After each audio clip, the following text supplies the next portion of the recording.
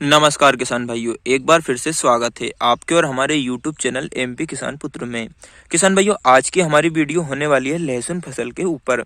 लगभग सभी क्षेत्रों में लहसुन की बुवाई हो चुकी है। हमने भी लहसुन की बुवाई लगभग 8 से 10 दिन पहले कर दी है और कुछ इस तरह से हमारी लहसुन की अभी कंडीशन हो चुकी है। किसान भाइयों, लहसुन में जो बुवाई होती है उसके बाद में हमें 8 से 10 दिन के अंतराल पर पहले तो 2 सिंचाई करनी होती है। सिंचाई तो किसान भाइयों हमें बुवाई के तुरंत बाद कर देनी है एवं दूसरी सिंचाई बुवाई से लगभग 5 से 10 दिन के अंतराल पर हमें करनी चाहिए, जिससे कि हमारी जो लहसुन का अंकुरण है वो पूरी तरीके से अच्छे से पूर्ण हो जाए।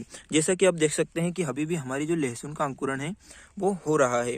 पूरी तरीके से हमारी लहसुन का अंकुरण अभी नहीं हुआ है। लगभग हमारी जो फसल है वो 10 दिन की आज हो चुकी है, तो अभी इसका अंकुरण अभी चल रहा है। तो अब बात करते हैं कि हमें अब आगे अपनी लहसुन की फसल में क्या कुछ प्रोसेस करनी है। तो पहले तो किसान भाइयों हम आपको बताते हैं कि हमने हमारी जो लहसुन की फसल की बुवाई की है उससे पहले क्या किया था और उसके बाद में हम क्या करने वाले हैं।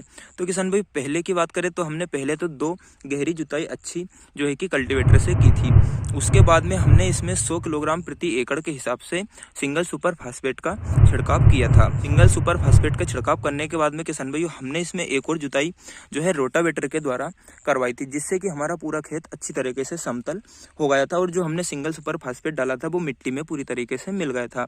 उसके बाद में हमने अपनी लहसुन की फसल की बुवाई करवाई थी, जो कि चेन मशीन के द्वारा करवाई थी, जिससे हमारी लहसुन की बुवाई अच्छी तरीके से हुई है। बुवाई के बाद किसान भाइयों हमने इसमें एनपीके 12-32 से 16 का जो है 50 किलो प्रति एकड़ के हिसाब से इसमें छिड़काव किया है। आप डीएपी का भी इसमें छिड़काव कर सकते हैं या फिर आप एनपीके 12-32-16 का भी इसमें छिड़काव कर सकते हैं किसान भाई, जिससे कि पौधे की अच्छी तरीके से उसमें पोषक तत्वों की पूर्ति हो जाए और पौधा अपनी जो है अच्छी तरीके से ग्रोथ करे।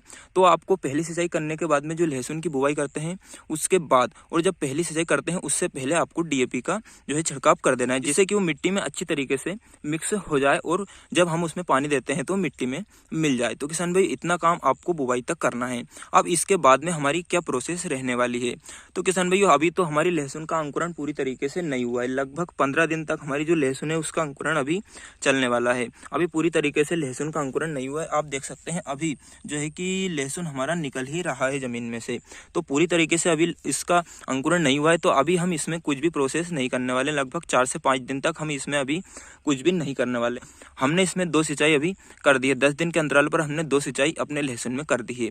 अब हमें लगभग 15 से 20 दिन के बाद में हम इसमें एक जो है कीटनाशक और फंगीसाइड का कॉम्बिनेशन में स्प्रे करने वाले हैं, जिससे कि हमारी जो लहसुन की फसल है, जो पौधा है, उसमें किसी भी प्रकार का फंगस न लगे और किसी भी प्रकार का कीट न लगे एवं पौधा पूरी तरीके से स्वस्थ रहे और अच्छी तरीके से ग्रोथ करे। क्योंकि पौधा जब छोटा होता है तो उसमें बहुत से फंगस और बहुत सी जो है कीट लगते हैं, जिससे कि पौधा हमारा वहीं सूख जाता है या खराब हो जाता है। तो पहला काम तो आपको ये करना है कि लगभग 15 से 20 दिन के बाद आपको जब आपकी लहसुन की फसल पूरी तरह से अंकुरित हो जाए तो आपको उसमें एक फंगीसाइड और कीटनाशक का स्प्रे करना है। उसके बाद में किसान भाइयों आपको जब आपकी लहसुन की फसल 25 दिन की हो जाती है और उसमें नमी पूरी तरीके से सूख जाती है और खरपतवार उगना स्टार्ट हो जाते हैं या उगकर तैयार हो जाते हैं, लगभग 1 महीने में 25 से 30 दिन में हमारी फसल में खरपतवार उगकर तैयार हो जाते हैं, तो आपको दूसरा कार्य ये करना है किसान भाइयों को, आपको आपकी जो लहसुन की फसल है उसमें से खरपतवार निराई गुड़ाई के माध्यम से निकाल देना। अच्छी तरीके से पूरी तरीके से आपको खरपतवार उसमें से निकाल देना है, जिससे कि हम आगे जो भी खाद एवं उर्वरक डालें वो आपके लहसुन के पौधे को ही लगे, ना कि खरपतवार को। तो दूसरा कार्य ये करना है कि आपको खुरपी की सहायता से आपको जो फसल है उसमें से खरपतवार निकाल देना है, निराई गुड़ाई उसकी अच्छी तरीके से कर देना है।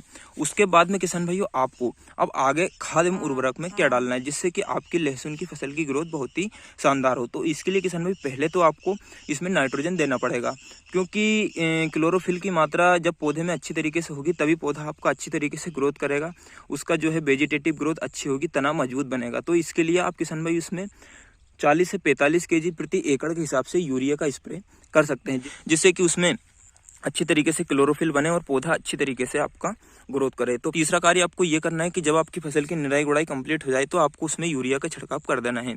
और यूरिया के साथ में आपको बहुत से सूक्ष्म पोषक तत्वों की हमारी फसल को आवश्यकता होती है, तो उसके लिए किसान भाइयों आपको सागरिका का इस्तेमाल करना है। यूरिया के साथ में मिक्स करके आप उसमें सागरिका का भी इस्तेमाल करें, जो कि जिसमें कि सूक्ष्म पोषक तत्व पाए जाते हैं, जो कि पौधे को बहुत ही मदद करते हैं।